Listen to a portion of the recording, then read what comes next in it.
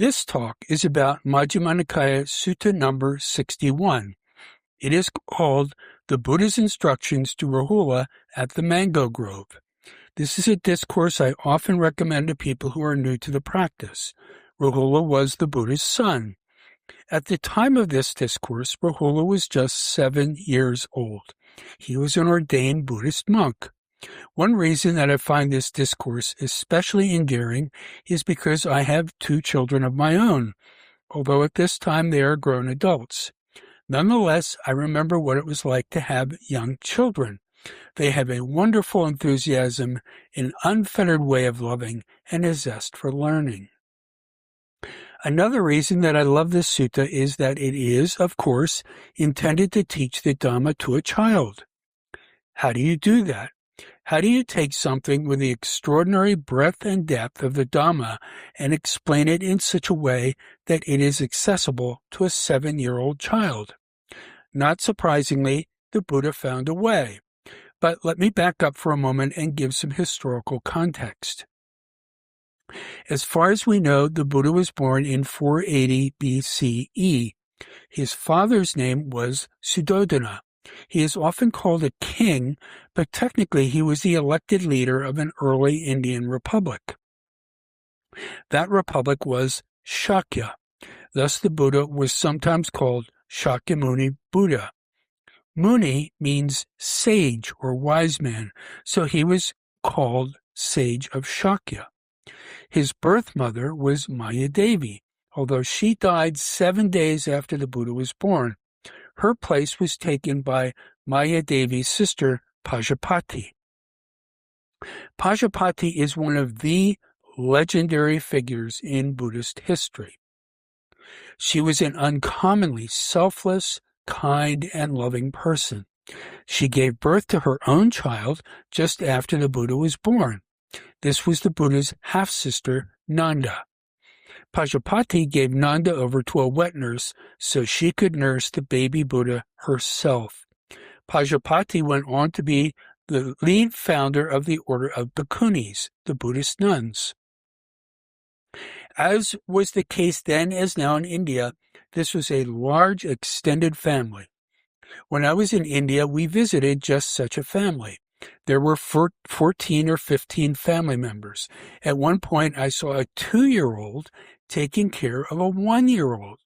Someone told me that in India, everyone has someone for whom to watch out. In our culture, it is hard to understand how communal societies like that in India exist. There's a wonderful book called Beyond the Earth and Sky by a woman from Toronto named Jamie Zeppa. When she finished graduate school, she went to Bhutan to teach.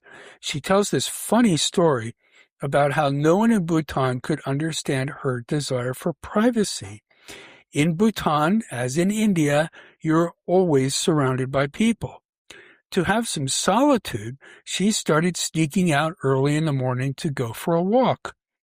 But as soon as her students found out, they also got up early to go with her because they could not imagine her wanting to be alone.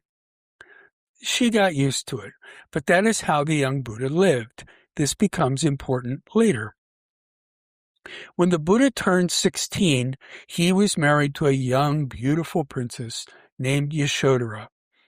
In the early Buddhist texts, she is simply referred to as Rãhula's mother. Like many other facts about the Buddha's life, we know her given name from later works, especially the commentaries. The commentaries are called Atthakatha in Pali. That's Attakatha, Atthakatha. So for the Majjhima Nikaya, for example, there is the Majjhima Atthakatha. The commentaries are, to be sure, of an uneven quality, and they must be read critically. Nonetheless, they often fill in important details. The Buddha and Yashodhara did not have any children, at least at first. This is a source of some curiosity to Buddhist scholars. The average lifespan at that time in India was only 42 years, so marriage and having children would typically have happened at what we consider to be a young age. But at the age of 29, Yashodhara became pregnant. There is some speculation that the Buddha, who it seems wanted to leave home and become a contemplative, a samanera, had arranged with Suddhodana that if he provided an heir, the Buddha could leave home. And that is what the Buddha did. In fact, according to the tradition, the Buddha left home on the very day that Rãhula was born. This has led to a great deal of angst over the years, especially among Westerners who have a certain cultural bias, shall we say, about such behavior. There are people who wonder, was the Buddha a bad father? In fact, you will read that the name Rãhula means fetter or impediment. However, this has been refuted. It probably entered Buddhist lore some hundreds of years later. In fact, the probability is that Rãhula was born close to an eclipse, and the Indian god who is responsible for eclipses is Rahu. In Indian lore, Rahu swallows the sun or moon, respectively, at the time of the eclipse. And to recap, remember that in India at that time, the Buddha was not exactly leaving Yashodhara to be a destitute single mother. She was wealthy and powerful. Rãhula had a wide, loving family. He was rich beyond imagination. He came from a communal society. In addition, men throughout the centuries have left for many years to go on merchant voyages, voyages of discovery, and sailing for many years, as in the China trade. This was by no means uncommon, and the Buddha was leaving to find a spiritual wealth that is beyond comprehension. Later, many of the Buddha's family members, including Rãhula, his former wife, his stepmother, his attendant Ananda, his cousin Anuruddha, his stepsister Nanda, and one who turned out to be the Buddha's boogeyman, his cousin Devadatta, all ordained. His father attained some level of enlightenment. So the Buddha was able to bring an incomparable spiritual fortune back to his family. As for his son Rãhula, I will jump to the punchline, and that is that Rãhula became an arahant, fully enlightened. In the Therigatha, the verses of the elder monks, he says this: I am known as Fortunate Rãhula because I'm accomplished in both ways. I am the son of the Buddha, whose eye sees clearly in all things. Since my defilements have ended, since there are no more future lives, I'm perfected, worthy of offerings, master of the three knowledges, seer of freedom from death. Blinded by sensual pleasures, trapped in a net, they are smothered over by craving, bound by the kinsmen of the negligent, like a fish caught in a funnel net trap. Having thrown off those sensual pleasures, having cut Mara's bond, and having plucked out craving, root and all I'm cooled and quenched. That's Therigatha 4.8. The three knowledges are 1. Knowledge of past lives, 2. Knowledge of rebirth, and 3. Knowledge of the ending of mental taints. And Mara is something like the Buddhist devil, or evil one. He is often called the tempter. I will also say that in a different version of these verses, the translator substituted the word blessed for the word accomplished, i.e., because I am blessed in both ways. I love that word for its poetic beauty. However, I restrain myself a little because technically I think the Pali word in this verse literally means accomplished.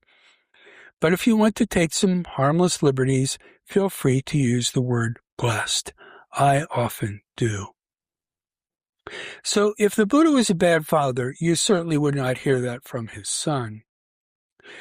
So let's move on. The Buddha then went on his 6-year quest for enlightenment, and a year or so after that, he returned to Shakya at his father's request. This trip met with mixed success, most of it bad. The people in Kapilavastu, where the Buddha grew up, remembered him as being something of a spoiled brat. He admitted as much in a sutta called Delicate. Quote, Bhikkhus, I was delicately nurtured, most delicately nurtured, extremely delicately nurtured. At my father's residence, lotus ponds were made just for my enjoyment. In one of them blue lotuses bloomed, in another red lotuses, and in a third white lotuses.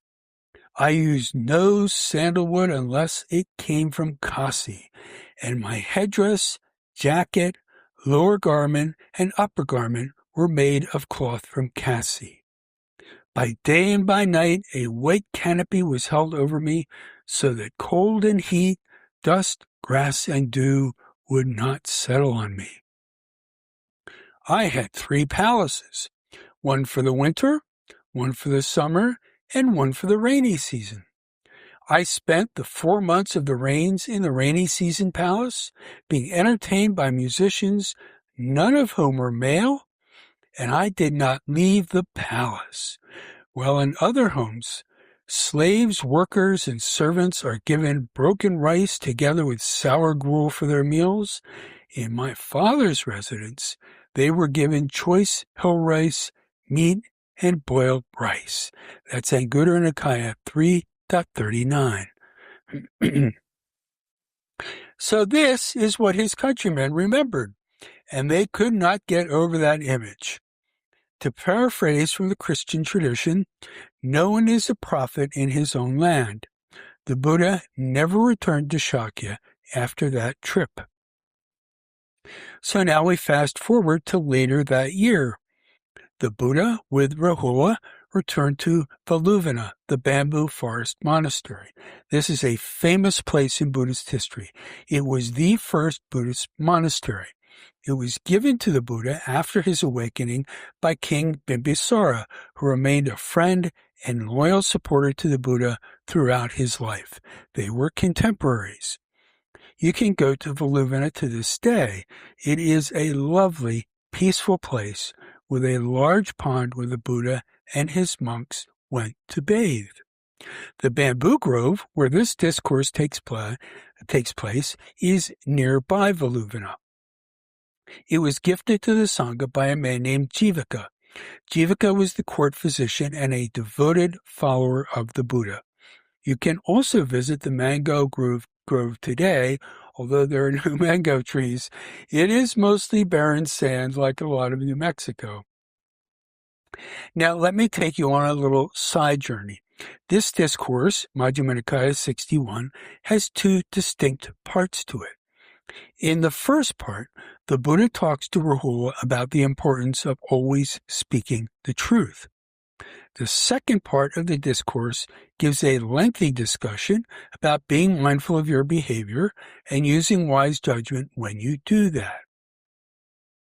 These 2 distinct parts confused me a little when I first read it. It did not seem to me that the 2 parts were connected. Now, I will preface what I'm about to say by stating that I have not been able to confirm this story, so make of that what you will. But I ran across a reference to a background story for this discourse. The background story says that prior to the Buddha giving this discourse, someone had gone to the monastery asking to speak to the Buddha. Rãhula intercepted this man, and because Rãhula did not want his father to be disturbed, Rãhula told him that the Buddha was not there. If this story is true, it would explain why the Buddha sought out Rãhula and started his conversation by pointing out the importance of speaking the truth. The other comment I will make is that the Buddha did not normally seek out people to teach them unless there were special circumstances. That is another feature of this story I noticed when I first read it. The Buddha was a busy man. Lots of people were yearning for his attention, so he did not normally look for ways in which to expend more energy. Okay, so that is some background. Let's look at the sutta. I will start by reading 2 early portions. For people who live in the Dhamma, these are famous and iconic passages. Quote, I have heard that on one occasion the Blessed One was staying near Rajagaha at the bamboo grove, the squirrels' feeding ground. At that time, Venerable Rãhula was staying at the mango grove. Then the Blessed One, rising from his seclusion in the late afternoon, went to where Venerable Rãhula was staying at the mango grove. Venerable Rãhula saw him coming from afar, and on seeing him, set out a seat and water for washing the feet. The Blessed One sat down on the seat set out, and having sat down, washed his feet. Venerable Rãhula, bowing to the Blessed One, sat to one side.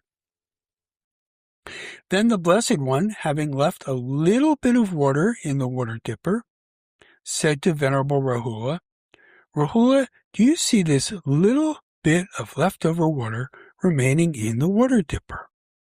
"Yes, sir." That's how little of a contemplative there is in anyone who feels no shame at telling a deliberate lie.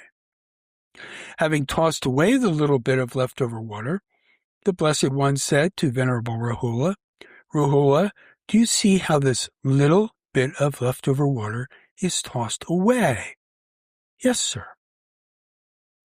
Rãhula, whatever there is of a contemplative in anyone who feels no shame at telling a deliberate lie is tossed away just like that. Having turned the water dipper upside down, the Blessed One said to Venerable Rãhula, "Rãhula, do you see how this water dipper is turned upside down?" "Yes, sir." Rãhula, whatever there is of a contemplative in anyone who feels no shame at telling a deliberate lie is turned upside down just like that. Having turned the water dipper right side up, the Blessed One said to Venerable Rãhula, "Rãhula, do you see how empty and hollow this water dipper is?" "Yes, sir." Rãhula, whatever there is of a contemplative in anyone who feels no shame at telling a deliberate lie is empty and hollow, just like that. One of the things that strikes me about this passage is how relentlessly uncompromising it is. The importance of honesty in the Buddhist path cannot be overemphasized. Here it seems clear that the Buddha is stressing the importance of not saying something that is not true. That is important, of course. But over the years, I've come to a broader understanding of the notion of honesty. The first of these understandings is one that is held by others, including, most notably, the legendary Ajahn Chah. That understanding is not to claim that you understand something if you do not. This is especially true when it comes to the Dhamma.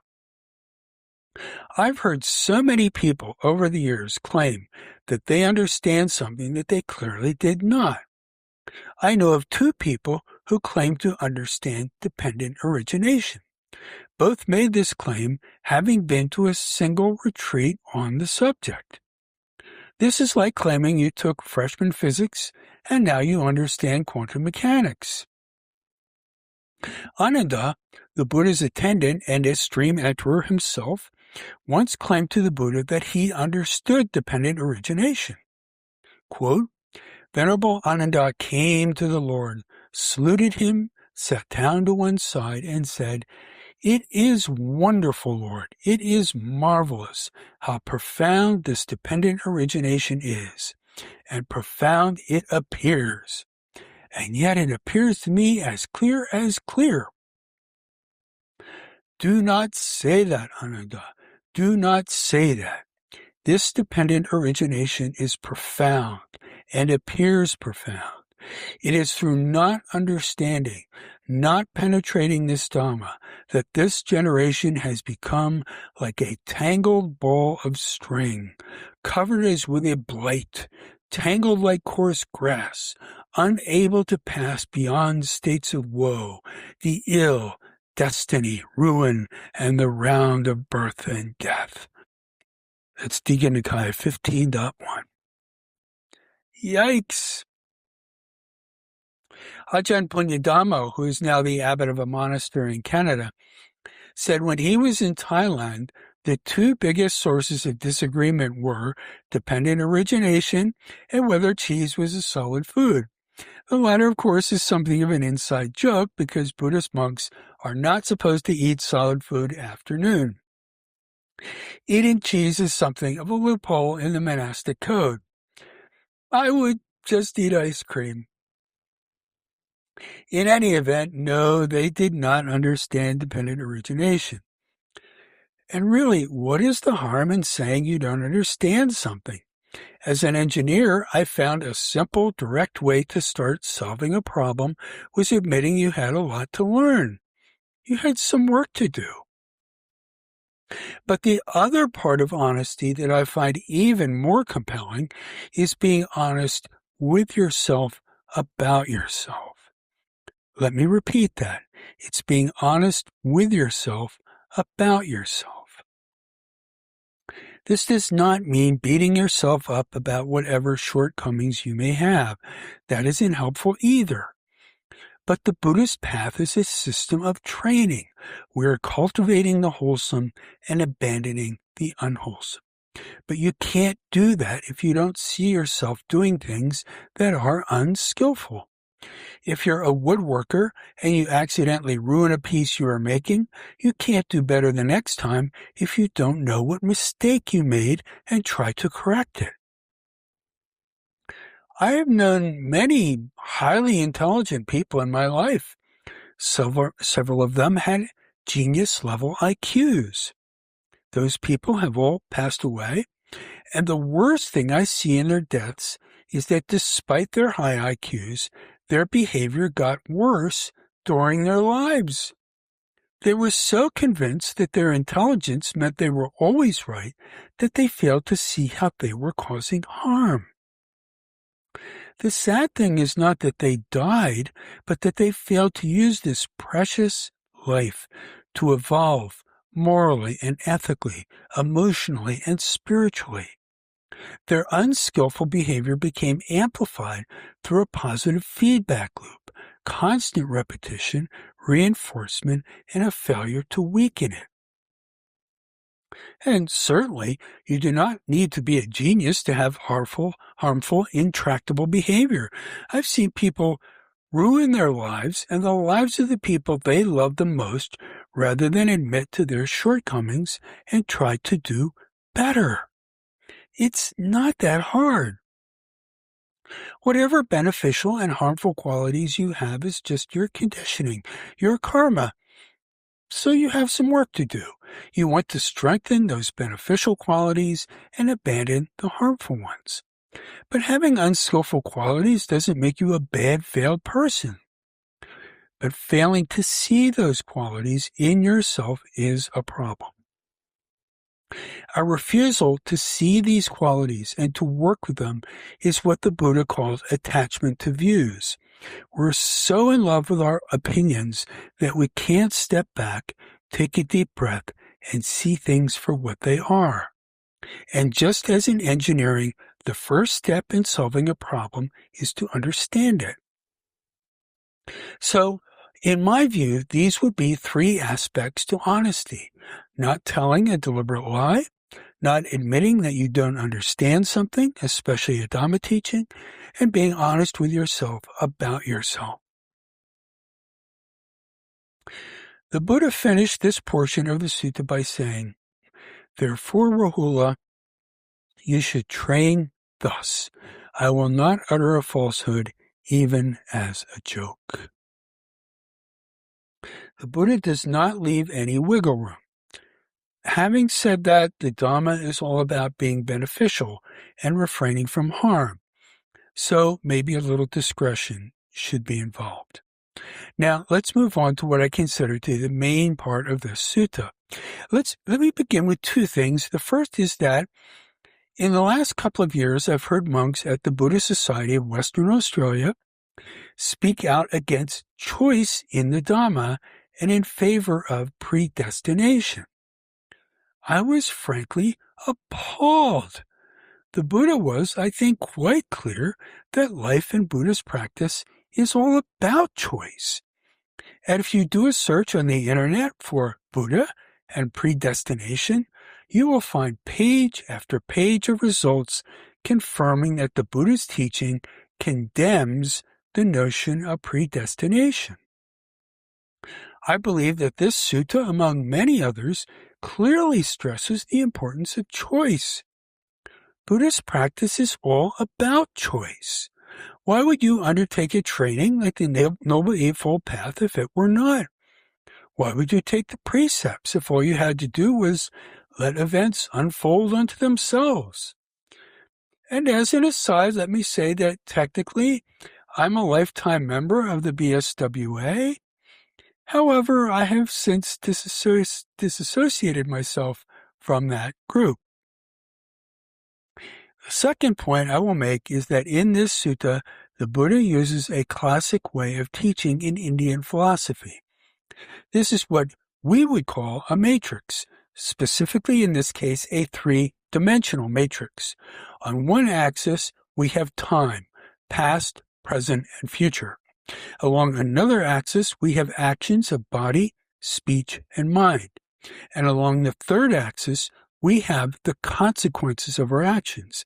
That is, are they beneficial or harmful? Are they wholesome or unwholesome? However, at the time of the Buddha, they did not have the notion of a matrix. Instead, they used the image of a wheel. When you have addressed all the combinations of a subject, you have completed the wheel. This notion shows up in the Buddha's first discourse, the Dhammacakkappavattana Sutta, the turning of the wheel of the Dhamma. In it, the Buddha discusses the Four Noble Truths and their 12 aspects.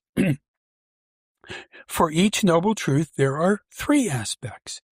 The first aspect for each truth is an intellectual understanding of it. That is where we begin. It's like reading a book on how to do something. Just because we read about how to do it does not mean that we can. But that is where we begin.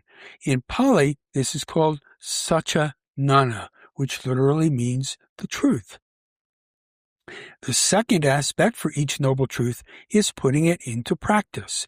This is called citta gnana, which means the duty.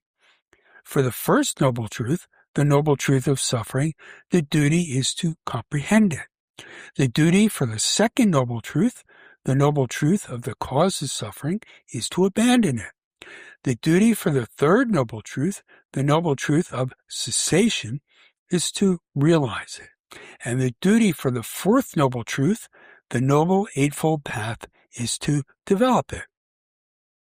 And as you may know, being an old gardener, I like to use the word cultivate for the Noble Eightfold Path.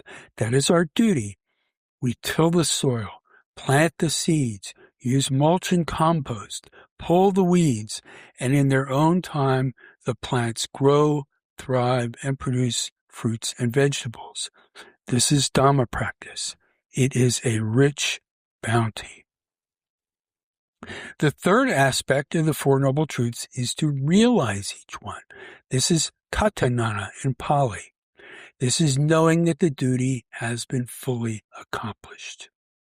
In the Dhammacakkappavattana Sutta, the Buddha says, quote, "When my knowledge and vision of these Four Noble Truths, as they really are, in their 3 phases and 12 aspects, was thoroughly purified in this way, then I claim to have awakened to the unsurpassed perfect enlightenment in this world with its devas, Mara, and Brahma. In this generation, with its ascetics and Brahmins, its devas and humans, the knowledge and vision arose in me, quote, unshakable is the liberation of my mind.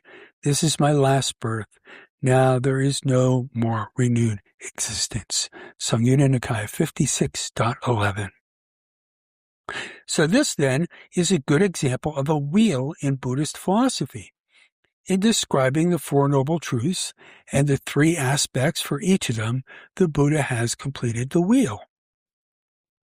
In his discourse to Rãhula, the Buddha presents another wheel. In this wheel, given our matrix with 3 axes, there are 18 cases to complete the wheel.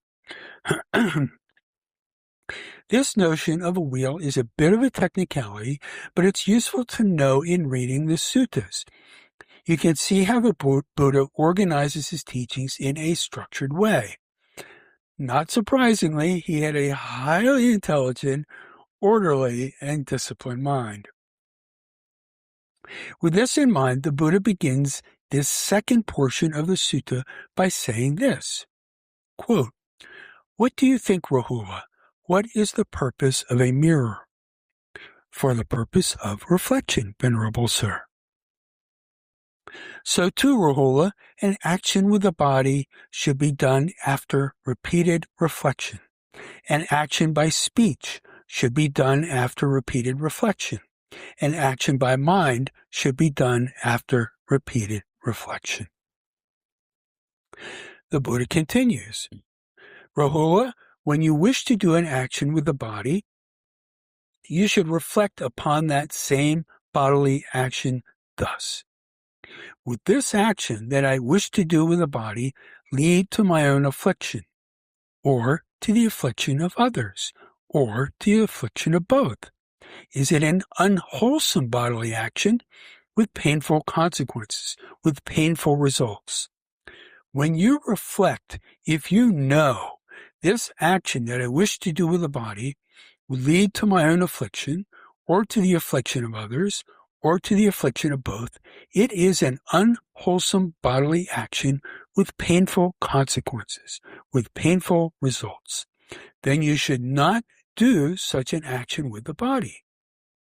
But when you reflect, if you know this action that I wish to do with the body would not lead to my own affliction, or to the affliction of others, or to the affliction of both, it is a wholesome bodily action with pleasant consequences, with pleasant results. Then you may do such an action with the body."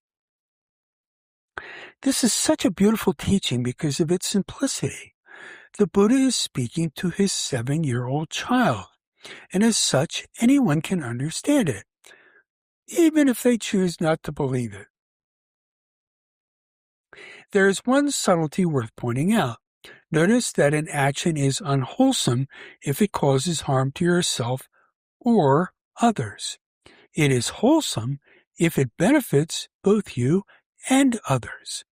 In logic, we have an or when it causes harm.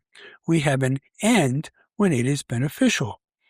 So here, the Buddha cautions us against self-sacrifice, that is, doing something that causes harm to ourselves but benefits others. Conversely, it seems obvious that anything we do that is in our own self-interest but causes harm to others would have a negative karmic effect. In the next case, the Buddha gives a similar rationale when discussing a bodily action that you are doing now in the present moment. Quote, "Rãhula, while you are doing an action with the body, you should reflect upon that same bodily action thus. Does this action that I am doing with the body lead to my affliction, or to the affliction of others, or to the affliction of both? Is it an unwholesome bodily action with painful consequences, with painful results? When you reflect, if you know this action that I am doing with the body leads to my own affliction, or to the affliction of others, or to the affliction of both, it is an unwholesome bodily action with painful consequences, with painful results. Then you should suspend such a bodily action. But when you reflect, if you know this action that I am doing with the body does not lead to my own affliction, or to the affliction of others, or to the affliction of both, it is a wholesome bodily action with pleasant consequences, with pleasant results. Then you may continue in such a bodily action."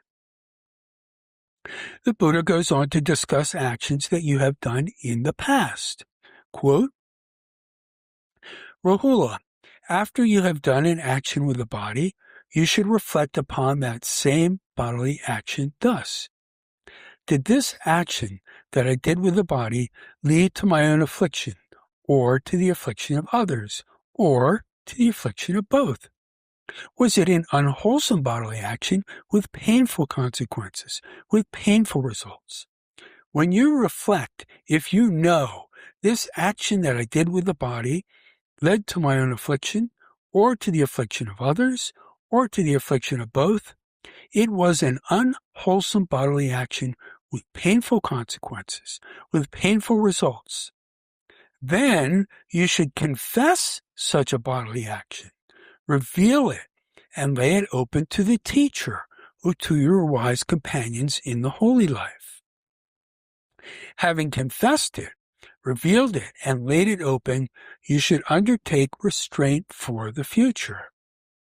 But when you reflect, if you know this action that I did with the body would not lead to my own affliction, or to the affliction of others, or to the affliction of both, it was a wholesome bodily action with pleasant consequences, pleasant results. Then you can abide happy and glad, training day and night in wholesome states. This notion of reflecting on your past actions runs counter to what many Dhamma teachers say. I've heard quite senior Buddhist monks, who in my view should know better, say that you should never think about the past or the future. You should only keep your attention on the present moment. But there are many cases in the Pali Canon where the Buddha reflects on his past, and where he likewise teaches his disciples to reflect on their pasts. This is one of those instances. I know one Buddhist monk who says flatly you cannot learn anything from the past. That seems clearly nonsensical even at face value, and as you can see here, the Buddha advises quite the opposite. In fact, during his quest for awakening, the Buddha often reflected on and contemplated his past. This even includes his past lives. This part of the teaching adds an additional component, and that is, in the case of causing harm, you should confess any transgression. Again, this is a bit of a technicality, but in the Buddhist monastic code, there are 6 types of offenses. The least of these offenses is called patidesaniya. It is the 6th of the 6 types of offenses and the least harmful. Let me spell that for you. It's Patidesaniya. Patidesaniya. This type of confession has 3 purposes. One is transparency, that is to keep a monastic from developing bad habits. The second is to earn the trust of the laity. And the third is to, hopefully, prevent a monastic from doing it in the future. Another additional component that the Buddha adds here is to reflect on your wholesome actions. I think this is particularly important in our society. We have such negative self-images. I've heard Dhamma teachers say that you should not feel good about being kind and generous. The Buddha here is most certainly not saying that. He's saying to, quote, abide happy and glad, training day and night in wholesome states. How lovely is that? So by now, the Buddha has covered all the cases of bodily actions. He goes on to repeat these teachings for actions of speech and actions of mind.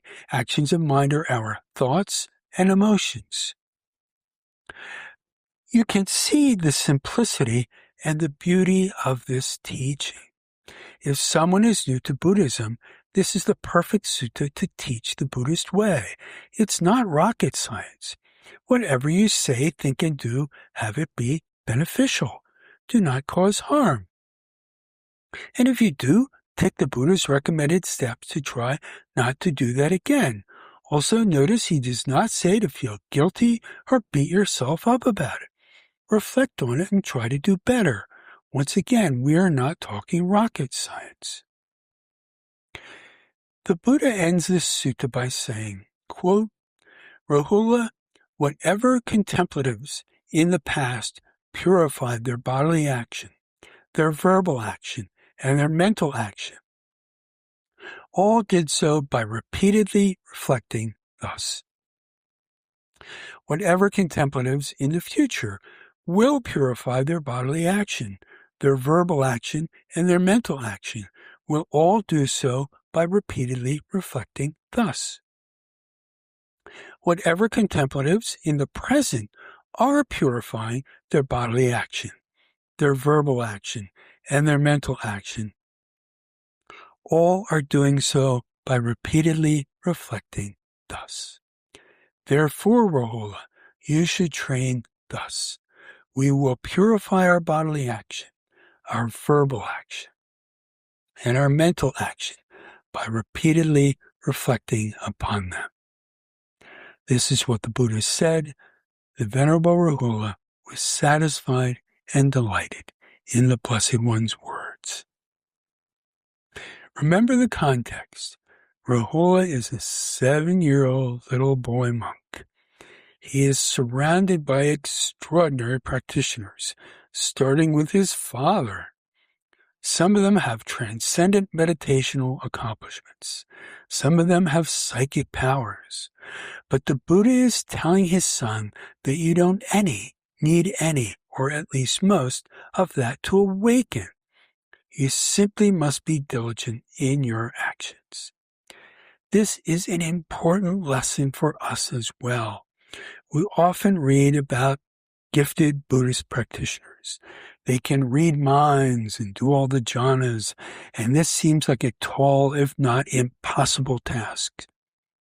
But we can all pay attention to our actions. We can all cultivate that garden, even if it needs to be weeded a little more frequently. So that then is the Buddha's instructions to his young son. But it is also his instructions to us. Don't make this harder or more complicated than it needs to be. So let's recap. We started by understanding the context and the society in which the Buddha, his son, and his family lived. Then we moved on to the second year after the Buddha's awakening. By now, Rãhula has ordained as a monk, and he may or may not have told a little white lie to protect his father's solitude. His father sees this as a teachable moment. He seeks out Rãhula. He begins his teaching by stressing the importance of honesty. I had my own understanding of honesty as including A, speaking the truth, B, not pretending to understand a Dhamma teaching when you don't, and C, being honest with yourself about yourself. However, I feel safe in saying that the Buddha would approve of this understanding. We then looked at the Buddha's wheel of conduct. The wheel includes 3 axes. A, the axis of actions of body, speech, and mind. B, the axis of past, present, and future. And C, the axis of wholesome and unwholesome states. And we ended with the Buddha saying, Rãhula, whatever contemplatives in the past purified their bodily action, their verbal action, and their mental action, all did so by repeatedly reflecting thus. And that is this evening's Dhamma talk. Thank you for the gift of your attention.